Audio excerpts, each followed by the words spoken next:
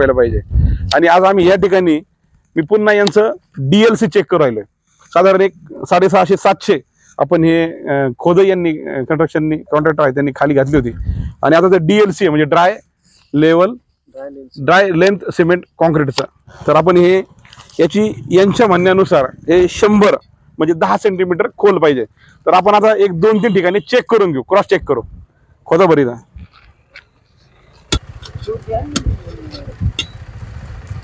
खोदा अजून खाली ते काम केलं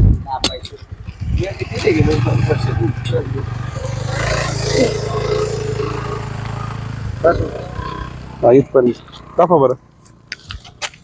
हे साधारण कमीत कमी याची डेप्थ जी आहे ती खोली ही या डीएलसी ची 100 म्हणजे हे बघा 10 सेंटीमीटर आहे म्हणजे 100 mm एवढी असावी।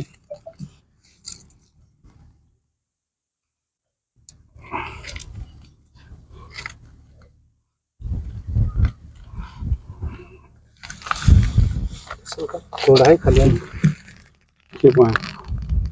चला हे एकदम बरोबर भरलंय हे पहा तुम्ही पाहू शकता।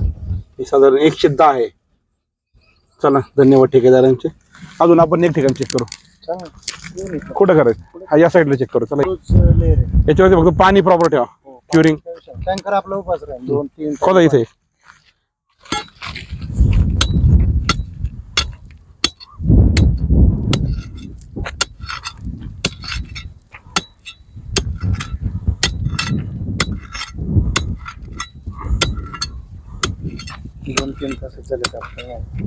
हाड झाले उद्या सकाळपर्यंत पडणार मोठं करावं वाटतं मला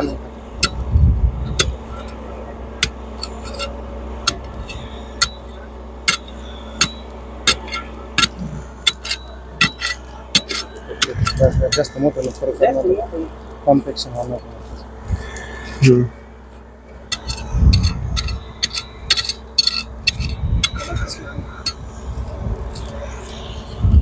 ओके ओके इथपर्यंत ओके आहे ना। हो इथं पण साधारण 120 म्हणजे जवळपास 12 सेंटीमीटर आहे। याचा मुख्य हेतू हाच की जे काही रोडचे काम चालू आहेत आपल्या साधारणतः आमच्या भागामध्ये हे टेक्निकली व्यवस्थित व्हायला हवे।